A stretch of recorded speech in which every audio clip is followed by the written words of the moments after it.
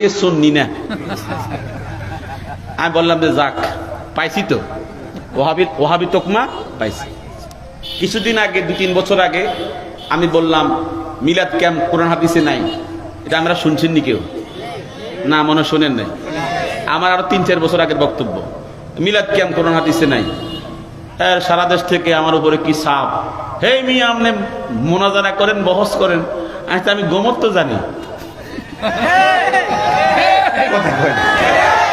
বস না করি, এটা তো স্বীকার করে বস করি, ভিতরে কি আছে তা আমার জানা আছে কি নাকি জানা নাই।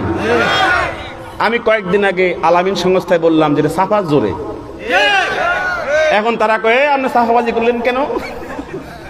তো আমি কি করতাম, তোমরা বাসে পাঠাও, আমি কি সাফাবাজি করতে পারতাম না? এটার রহস্যটা আমার জানা আছে।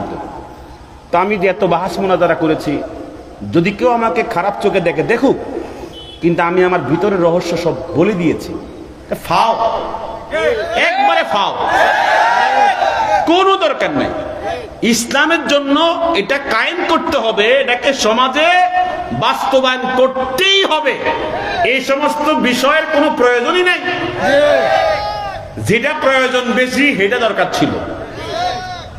এই যে 5 ওয়াক্ত নামাজ জামাতে পড়ে না, এরপরে তাকবীরুল্লাহ ছুটতেছে, যুবকরা নামাজ পড়ে না, কথা বলে, এর পিছনে কোনো মেহনত নাই। আর মেহনত সারা জিন্দেগিতে। আমি একটা সত্য কথা বলি, আপনার মাস তখন চলে মনে হয় রজব মাস, কি মাস? তো বলতেছে হুজুর আমাদের মাহফিল কিন্তু ঈদে মিলাদুন নবী। আচ্ছা, রজব মাসে একবার ঈদে মিলাদুন নবী কিসের? সারা বছর ঈদে মিলাদুন নবী। আর কি আশ্চর্য বিষয়, তোমরা এখানে এই মাসে কেন ঈদে মিলাদুন নবী হবে? এটা তো রবিউল আউয়ালের সাথে সংযুক্ত। কন্যা হুজুরের আমাদের প্রোগ্রাম ঈদে মিলাদুন নবী। হে কোনো তাফসীরুল কোরআন মাহফিলও নাই, ইসলামী সম্মেলনও নাই, শুধু সারা বছর ঈদা। তো এই আশ্চর্য বিষয়, শুধুমাত্র ঈদেই ইসলামটা কি শুধু ঈদের মধ্যে সীমাবদ্ধ? এই সমস্ত অতিরঞ্জিত বিষয়গুলা আমাকে বিরক্তি করতে করতে এক পর্যায়ে আমি নিজেই ছুটে গেছি। আলহামদুলিল্লাহ। আর কত কথা কোন, আর কত? আরেকটা দুঃখ হলো জানেন কি, এই যে আজকে একটা বিষয় নিয়ে আলোচনা করলাম, ধরেন আমি গেলাম কোন জায়গায় মাহফিলে, কষ্ট পাচ্ছেন নাকি? তো কইতেছে হুজুর শাইখুল হাদিস হুজুর, এই অলিপুরি সাহেব হুজুর গতকালকে অমুক জায়গায় ওয়াজ করতে আসছে, আঙ্গরে গোসল করে সাবান ছাড়া। এখন আমরা সাবান দিলাম, মানে সাবান দিয়ে গোসল করে দিয়ে। এবার আমি কতক্ষণ উঠলাম, উঠে কতক্ষণ কি করলাম বললাম, কতক্ষণ গোসল করাইলাম ভালো করে। পরে নিজে কিছু চিন্তা করতাম, আরে আইলাম কি কইলাম কি? আমি একটা আয়াতের তাফসীর নিয়ে আসলাম, আর তাদের গুতাগুতির কারণে আমি পাইলাম না। কথা বলেন না কেন? আমি সারা দেশে, আমি এই কথা এখনো প্রায় সময় বলি, আমি আসলাম একটা প্রিপারেশন নিয়ে তাফসীর থেকে কথা বলবো, কিন্তু এখানে আসার পর একটা হুজুর অমুক জায়গায় এটা হইছে, তমুক জায়গায় এটা হইছে। আমি একটা হাদিসের খেদমত করি, আমি কি সামান্য বিষয় নিয়ে সারা জিন্দেগি পড়ে থাকলে হবে? কথা বলেন, হবে? এই জন্য বিরক্তি হতে হতে আমি শেষ পর্যন্ত বলছি, যা তোরাই যে আলোচনা করিস, আর আমার আলোচনার সাবজেক্ট দরকার নেই। এখন তাদের ধারণা হচ্ছে আমার ঈমান চলে গেছে। আচ্ছা, এখানে আলেম ওলামারা তো আছেন, কি ঈমান গেছে আমার? হ্যাঁ, ঈমান আসেনি আমার।